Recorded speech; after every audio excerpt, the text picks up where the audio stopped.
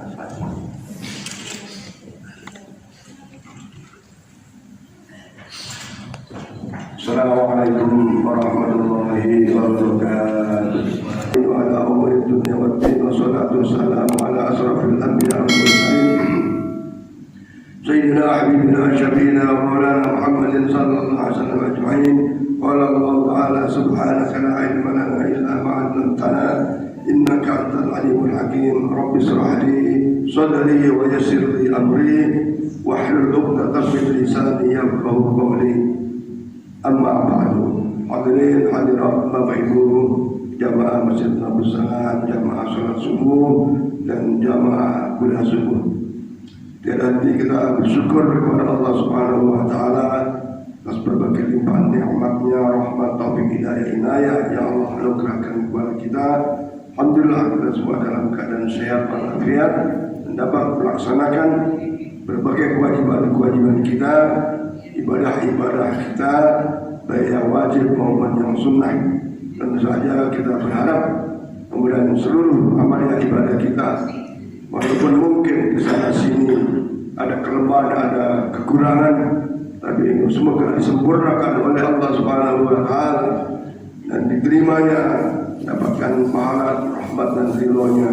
Insyaallah menjadi bekal kita menghadapnya wafat dalam keadaan husnul khatimah, syafaat Rasulullah Muhammad sallallahu alaihi wasallam dan mendapatkan balasan surganya. Amin ya rabbal alamin.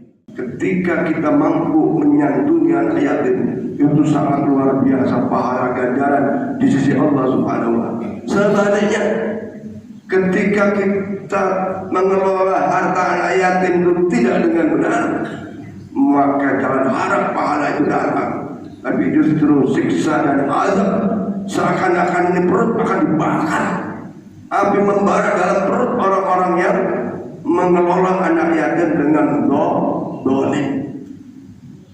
Baik, tapi harus dijaga. Ibaratnya ya tadi nyumbang dapat jumlah 1 juta, ya buat anak yatim setidaknya 800.000. Ini amanan bayangan saja. Jangan sebaliknya buat dirinya bahaya, buat anak yatimnya sangat tak seberapa. Alhamdulillah. Mudah-mudahan sesuai dengan kemampuan kita pada saat 10 Muharram kita bisa menggembirakan anak-anak yatim. Anak-anak yatim yang seperti apa saya yang perlu kita bantu? Nah ini waktu kemarin ada pertanyaan di pengajian lain. Anak yatim yang perlu kita bantu adalah anak yatim yang miskin, anak yatim yang fakir. Kalau yatimnya itu kaya raya, ya kan, punya perusahaan, pokoknya kaya, ya tidak perlu dibantu lagi. Boleh dibantu dengan dilus-lus saja, tidak perlu duitnya. Ya, karena sudah kaya raya. Kemudian anak yatim yang belum mampu mengelola harta warisannya, ya, masih belum banyak, masih kecil. Tapi kalau anak yatim tapi sudah bisa mengelola harta warisan dari orang tuanya, ya, apalagi dalam skala besar, ya tidak perlu dikasih bantu. Apalagi yang bantunya juga dari orang nggak mampu juga, ngumpulin 5.000, 10.000 dan seterusnya. Ya. Tapi upaya untuk menyenangkan, menggembirakan pada anak yatim tanggal 10 Muharram itu menjadi amalan yang istimewa. Ya, walaupun tentu saja tidak harus 10 Muharram kita menyantuni anak yatim, karena anak yatim kan ya makan bukan cuma pas Asyura saja, bukan tiap hari perlu makan. Nah ini amalan dan banyak amalan lagi. Di antara amalan yang mudah kita lakukan adalah amalan sholat. Banyak sholat sunnah, ya. Sholat sunnah bisa ditambah-tambah.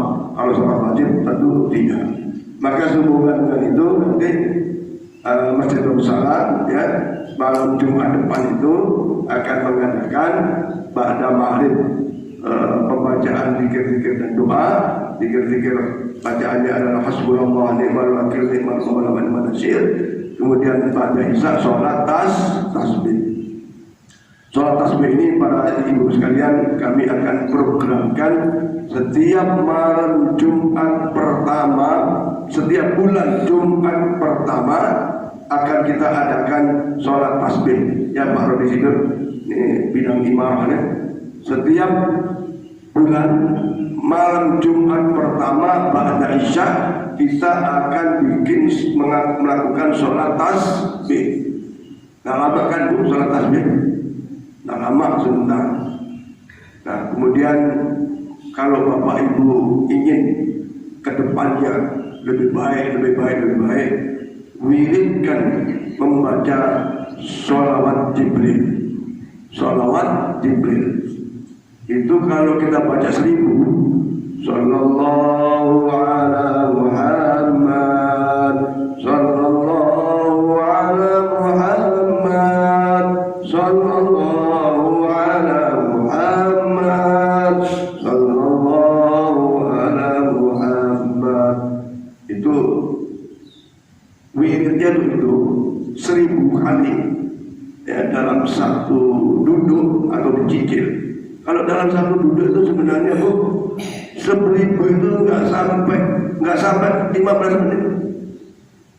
Ya, kalau kita baca sholawat itu 1000 kali dengan agak cepat, sallallahu alaihi Muhammad, sallallahu alaihi Muhammad, sallallahu alaihi, nggak sampai 15 menit. Saya beberapa kali paling 11 menit, 12 menit. Ya, yang memakai tasbih dengarkan.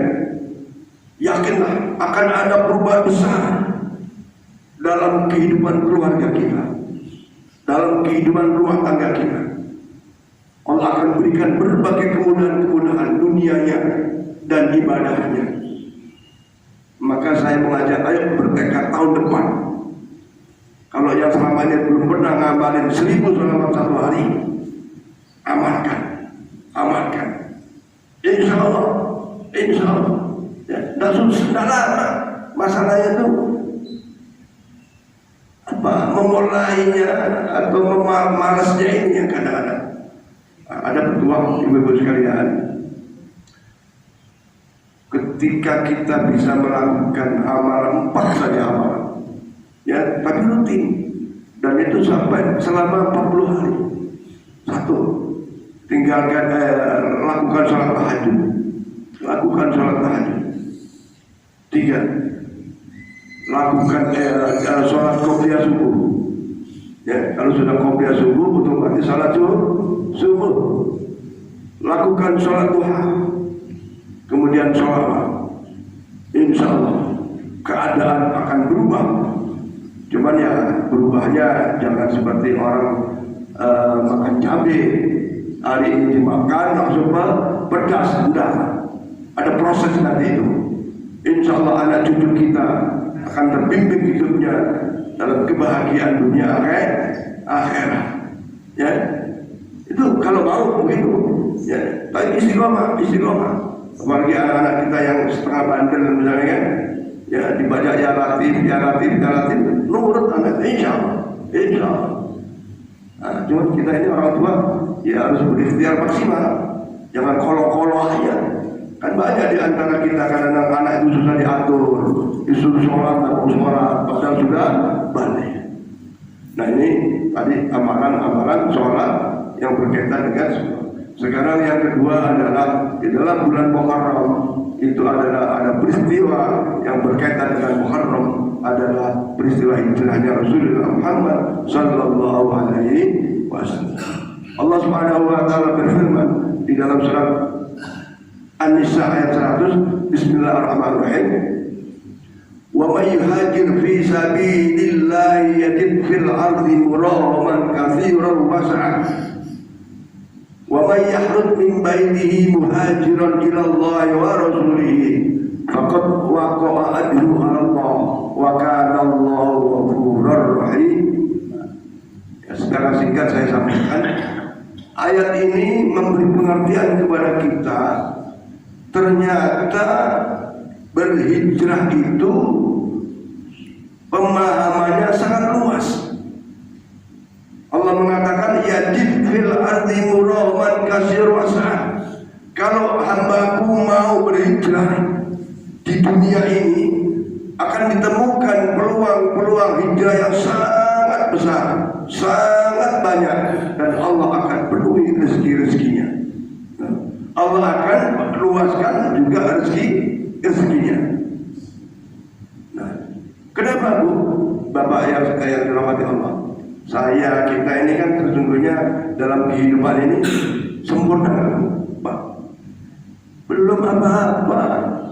Hidup kita, pengabdian kita, ibadah kita, amal baik kita sesungguhnya belum seberapa. Itu yang baik. Apalagi di dalam kehidupan ini, Masya Allah, hari ini jam segini masih ada judi ayam, sabung ayam, masih ada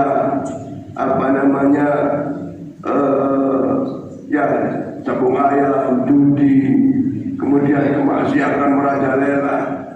Hari ini, hari ini orang Islam ada yang nggak mau sholat, coba bayangkan. Padahal suara adzan kayak apa?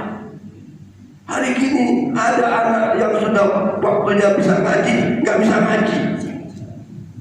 Ya Bu, ini kita harus pindah, harus berubah nih. Kalau mau selamat, kalau mau bahagia dunia akhirat, ya kalau mau yang sengsara disiksa ya terserah. Hari ini ada orang Islam yang bisa ngaji, Masya Allah. Alhamdulillah, banyak peluang untuk pindah dari tidak sholat menjadi sholat, dari pemabuk jadi tidak pemabuk, dari kebodohan menjadi pengetahuan, dari kemaksiatan menjadi ketaatan, dari gak pernah baca Quran. Hari kini ahli masjid tidak pernah tahajud. Gimana? Bidah, tahajudlah. Kata dia, "Faminal laili fatahajjad bihi nafilatan laka asa ayyabasaka rabbuka maqaman mahmuda." Kalau kau ingin derajat yang tinggi di sisi Allah, tahajudlah di dengan malam. Ya, banyak-banyaklah bertasbih di keheningan malam. Hari ini udah mau umur 60 tahun, 65 tahun, umur 70 tahun masih leha-leha. Berubah, pindah kepada keadaan yang lebih baik. Hari ini masih nggak ngapa-ngapain, masih nganggur, nggak jelas. Anak-anak sudah waktunya bekerja, waktunya mengembangkan potensi diri. Ini yang kadang-kadang umat Islam sebagian tidak menyadari perubahan-perubahan waktu itu. Ketika sudah sesuatu datang baru kelagapan. Oh iya ya. Nah, jadi hijrah itu bukan seperti Rasulullah Muhammad SAW pindah dari Mekah ke Madinah, yaitu bagian. Karena hijrah itu bisa bermakna pindah tempat dari satu tempat ke tempat lain, tapi makna pindah itu adalah dalam rangka mendekatkan diri kepada Allah Subhanahu wa Ta'ala, dalam rangka mencari sesuatu yang lebih baik.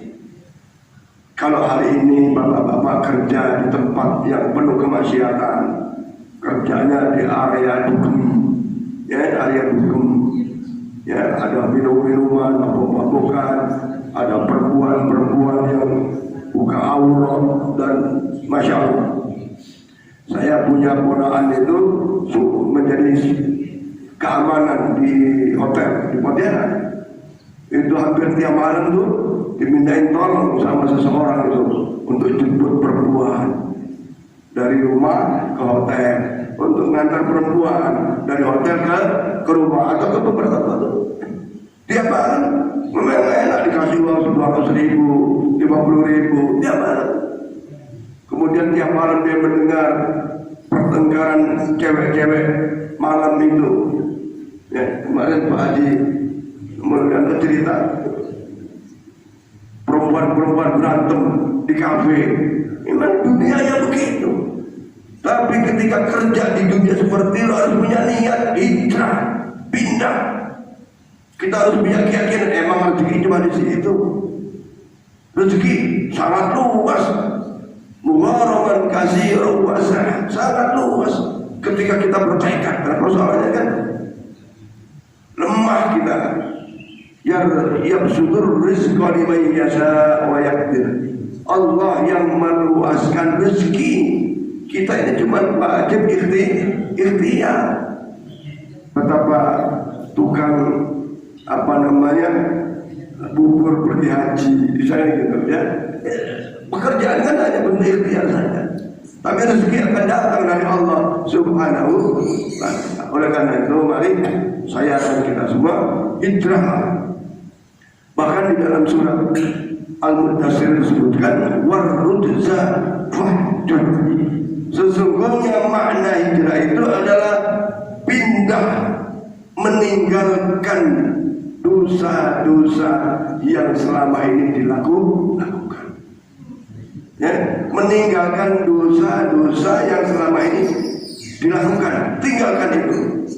Ya, ini kalau cerita Pak Novian dari Beting pindah ke Duta Bandara ini adalah pindah dari situasi yang buruk kepada situasi yang baik.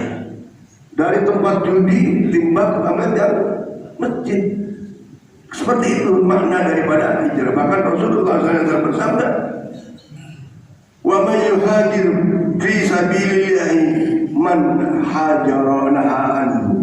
Sesungguhnya orang yang dimaksud hijrah itu adalah pindah untuk tidak lagi melaksanakan apa yang dilarang oleh Allah dan Rasulullah sallallahu alaihi dan wasallam. Termasuk dalam rumah tangga kita. Kalau hari ini masih kesiangan terus, subuh kesiangan, asar kecapean, maghrib macam-macam, ya kan? Ayo pindah. Ya, satu ketika anak-anak saya tanya, bapakmu sholat nggak? Selama saya tahu Pak Ustaz, bapak saya nggak pernah sholat. Bapak saya nggak pernah sholat. Terus apa dong di rumah? Kalau bapak saya sakit baru duduk Allah gitu. Padahal masih usiamu muda. Di komplek, insya Allah nanti saya akan ajak Pak Karodi Sidur dan kawan-kawan. Kita datang untuk menyelamatkannya, untuk mengingatkannya. Ya, kita silaturahmi untuk ya secara tidak langsung lah. Kan kasihan juga kalau kita lihat tadi, ya kita kan bisa, roh itu bisa menyatu, bahkan boleh jadi itu. Oh, saya kira apa istilahnya, surga tempatnya, ternyata si itu di neraka. Dan sebaliknya, orang ahli neraka, ahli surga itu Allah kasih kesempatan untuk bisa dialog. Ya, bisa dialog. Padahal roh memang sifatnya mutlak. Maka ya kita ingatkan, masjid kita sudah alhamdulillah seperti ini. Ya, kalau hari-hari nggak pernah ke masjid ya, jangan nanti ketika udah sakit baru terasa. Oh iya ya, jangan-jangan karena nggak pernah berangkat ke masjid. Maka ingat roh Allah Subhanahu wa ta'ala berfirman, walakin zarokna li jahannam katsiran minal jinni wal insi lahum qulubun la yafqahuna biha wa lahum a'yunun la yubsiruna biha wa lahum adhanun la yasma'una biha ulaika kal an'am bal hum adall ulaika humul ghafilun.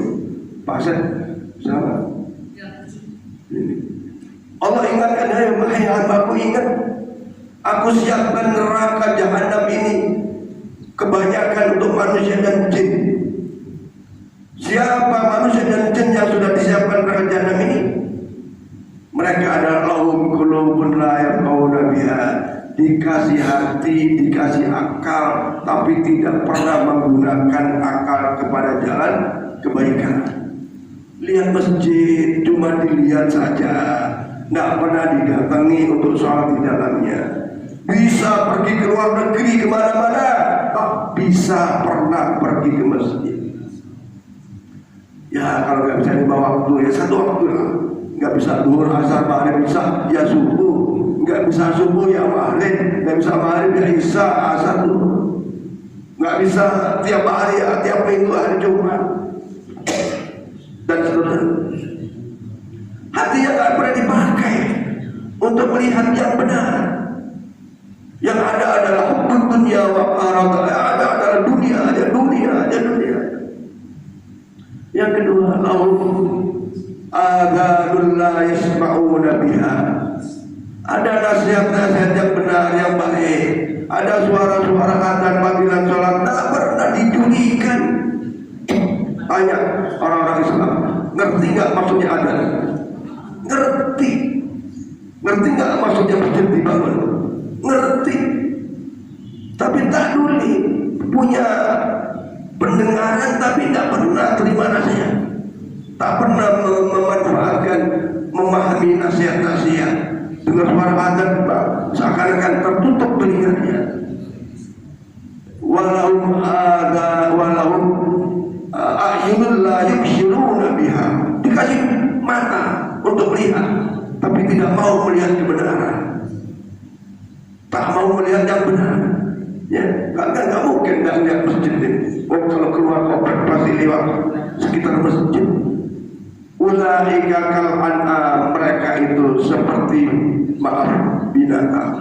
Bal hum adall, lebih sesat daripada binatang. Binatang itu ayat sebelum subuh di pokok itu maknanya ada tasbih, bertasbih kepada Allah Subhanahu wa taala. Kita aja yang enggak dengar. Maksudnya enggak paham. Kalau Nabi Sulaiman paham tuh. Suara-suara ayam yang berkokok. Seluruh makhluk yang ada di bumi, di langit bertasbih kepada Allah Subhanahu. Oh, so kita makhluk manusia yang jadi akal yang sempurna, dikasih badan sehat, dikasih macam-macam kenikmatan. Tak peduli dengan masjidnya. Datang enggak, nyumbang enggak. Ya kalau masih nyumbang masih lumayan kan? Ya kan? Ini bahkan kita masjid sudah nyumbang sama IPS tahu ya? Kok nggak peduli sama sekali? Maka program kami nanti mulai tahun depan ya, kalian akan datang mari silaturahmi. Ayolah. Kalau nggak mau ya terserah, ya kan? Hadirin sekalian, intinya semangat saya dulu bahwa hijrah sesungguhnya luas pemahaman kita.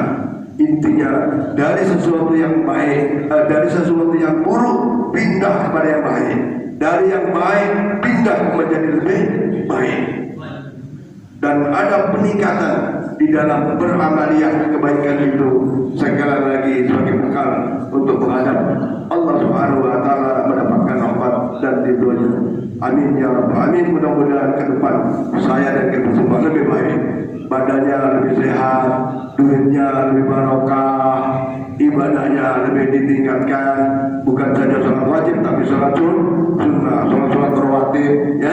Maka ini menjadi perubahan yang baik bagi kita, mengambil hikmah makna daripada hijrahnya Rasulullah Muhammad SAW, dan semua itu harus diawali dengan niat yang kokoh. Wa may yakhruj min baitihi muhajiran ila rasulih thumma yudrikul maut wa qad waqa'a alaihi wa kana Allahu rahimah. Ketika niat sudah dipasang, ya Allah tahun depan saya mulai begini yang baik-baik kan?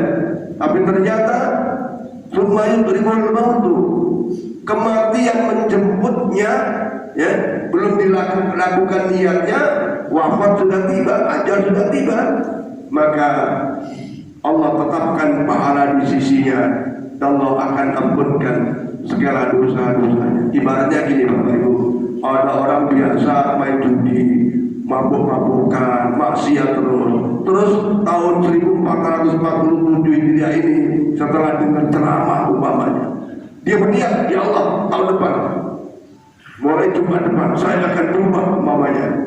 Dari biasa sholatnya di rumah, hari-hari sholatnya di rumah, bapak-bapak tekad sholat masjid. Hari ini subuhnya biasa-biasa di rumah, tekad sholat masjid. Selama ini gak pernah tahajud. Tahu-tahu meninggal, maka pahala-pahala itu sudah ditetapkan oleh Allah Subhanahu wa taala, dan dosa-dosa masa lalunya diampuni oleh Allah Subhanahu wa taala. Amin ya rabbal alamin. Mudah-mudahan saya dan kita semua ke depan lebih baik dari segala hal, baik akhlak kita, baik harta kita, baik badan kita, baik amal ibadah kita, dan berbagai amal ibadah itu diterima oleh Allah Subhanahu wa taala. Amin ya rabbal Demikian para jemaat sekalian, yang terakhir ingin saya sampaikan bahwa sekali lagi tadi malam Jumat besok kita akan adakan zikir-zikir bersama, dan paginya hari Jumat pagi kita akan adakan kegiatan sepeda hias bagi anak-anak dan jalan sehat bersama keluarga. Kalau keluarganya ada 5 orang, semua diminta ikut, yang bisa, yang sehat. Dan pengurus masjid akan menyiapkan 50 paket bingkisan, dan insya Allah secara keseluruhan lebih dari 100 bingkisan. Ya, kalau yang datang 100, insya Allah semua dapat bingkisan, pokoknya manfaat lah untuk hari-hari, ya, untuk hari-hari. Bahkan ada yang indeksnya itu 50.000 baru satu bingkisan. Ya, jadi walaupun bukan karena bingkisannya, karena menyemarakkan daripada tahun baru Islam, ayo kita ikut, ya, ajak anak-anak kita, ya, mudah memberiakan. Nanti jalan sehatnya itu dimulai dari depan masjid ini, nanti belok kiri, ya, sampai depan rumah Pak Haji Suradi, belok kiri lagi, pojok rumah Haji Rudi, belok kiri lagi, tembus rumah Pak Abdul Rani, ya, belok kiri lagi di depan rumah Pak Asad yang lama, ya, terus rumah siapa nih? Pak Jovian, belok kanan, rumah Pak Kadir, baru ke sini, ya. Pak Moyan, ini kondisi anjing-anjing yang di situ tuh perlu dihalau tuh, Pak Moyan, takut ada ketakutan, ya. Saya kemarin sudah coba lewat, ada anjing tua itu, ya. Jadi untuk apa ya, supaya pengamanan Pak Moyan, ya. Saya kira itu saja, Pak Darman. Mungkin ada yang ditanyakan, silakan. Assalamualaikum warahmatullahi wabarakatuh. Bahwa ketika kita melakukan amalan-amalan, khususnya di subuh hari, itu setelah sholat subuh hingga datangnya waktu subuh, itu sama dengan pahalanya sama dengan orang melaksanakan haji dan umroh sempurna dan sempurna. Itu saya dengar apabila dilaksanakan di masjid. Ketika melaksanakannya itu di rumah, kemudian setelah subuh di masjid kita pulang melaksanakan amalan-amalan itu di rumah, dan sholat subuhnya juga di rumah. Bagaimana itu banyak hukumnya, dan apakah itu hanya sekedar amalan saja atau? Terima kasih. Assalamualaikum warahmatullahi wabarakatuh.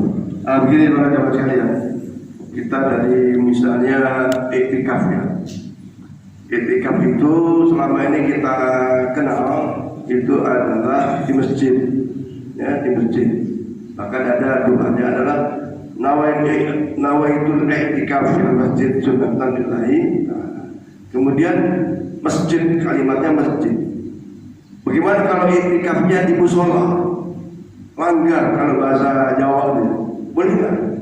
Sekarang musola itu artinya tempat sholat. Di dalam sholat ada nggak sujud? Ada sujud. Maka sebagian ulama membolehkan niat iktikaf di musola. Ya, oke.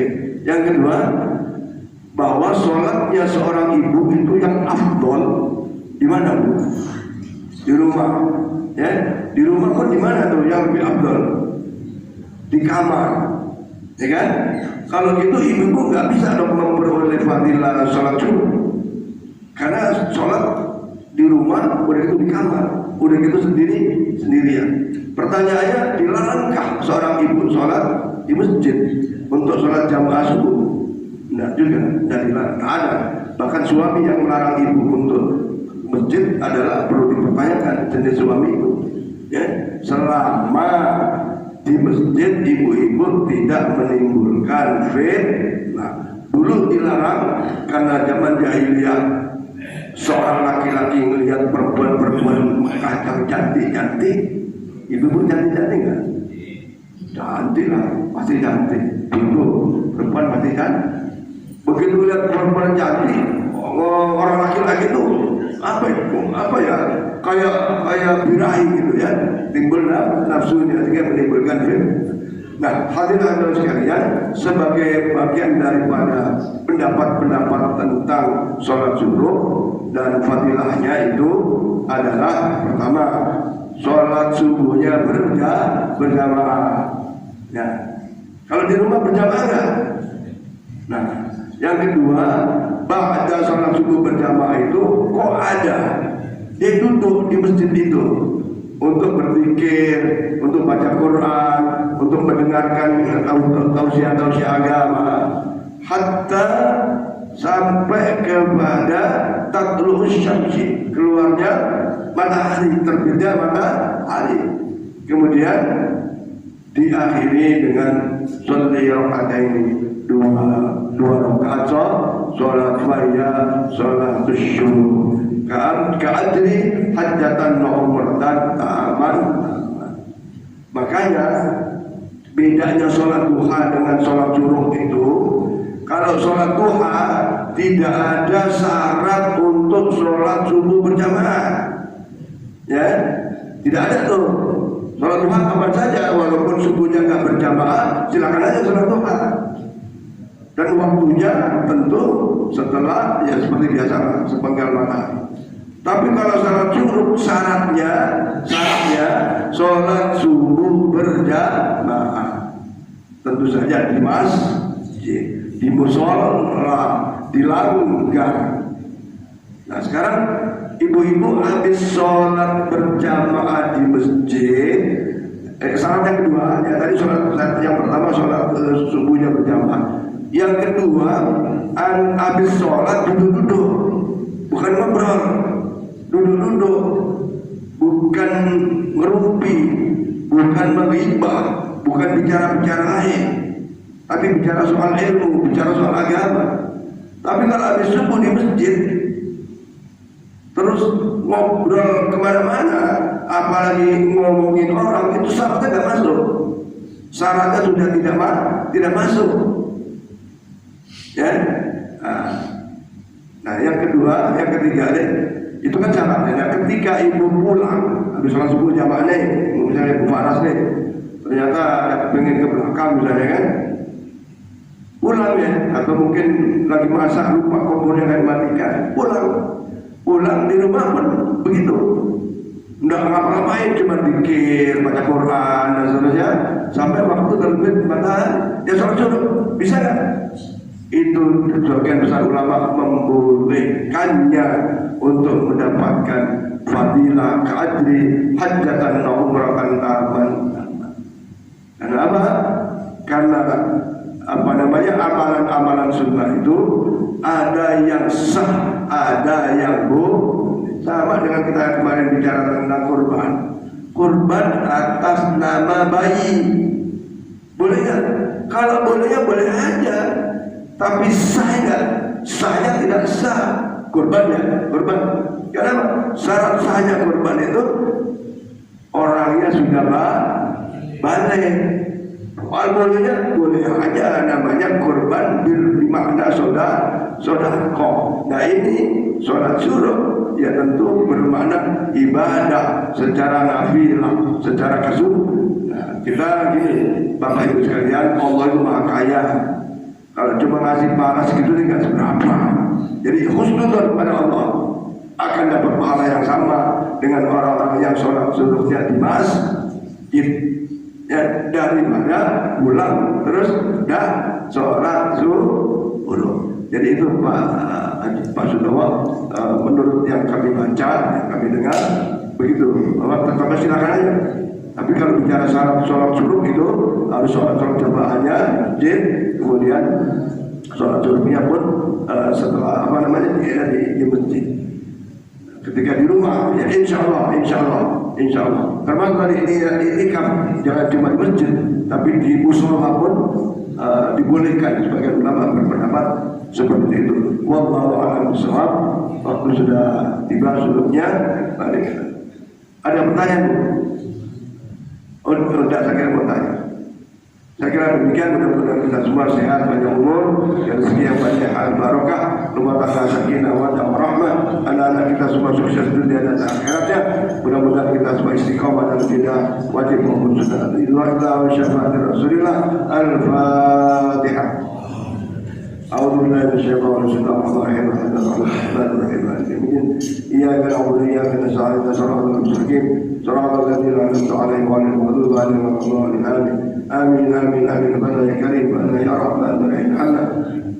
اللهم بحق الفاتحة شر الفاتحة وبجاه الفاتحة وبكرامة الفاتحة وبنور الفاتحة وبمعجزة الفاتحة وبشفاعة الفاتحة يا فارج الهم يا كاشف الغم يا مجيب دعوة المختارين رحمة الدنيا والآخرة ورحمه أنت ترحمنا فارحمنا برحمتك تغنينا بها رحمة الأشواق. اللهم يا رحمن الرحيم الحمد. اللهم يا ولي يا مهدي يا رزق يا هاد. اللهم يا قاضي الحاجات يا قاضي الحاجات يا قاضي الحاجات اقضي حاجاتنا يا الله. kabulkan seluruh hajat-hajat jamaah majelis salam ya Allah semuanya ya Allah, hajat dunia, hajat akhirat ya Allah, hajat untuk setiap dirinya, hajat untuk anak-anaknya, hajat untuk keluarganya ya Allah, birahmatika ya arhamar rahimin, bihaqqi sayyidina Muhammad sallallahu alaihi wasallam wa bi jahi sayyidina Muhammad sallallahu alaihi wasallam. Rabbana taqabbal minna innaka antas samiul alim wa tub alaina innaka antal tawwabur rahim. Rabbana atina fid dunya hasanah wa fil akhirati hasanah wa qina adzabannar. Sallallahu alaihi wa sallam wa ala alihi wa sallam ala rabbika rabbil izzati amma yasifun wa salamun alal mursalin walhamdulillahi rabbil alamin. Mohon maaf. Adallahu wa iyyakum ajma'in. Ila liqa wa salama. Wallahu a'lam. Assalamualaikum warahmatullahi wabarakatuh.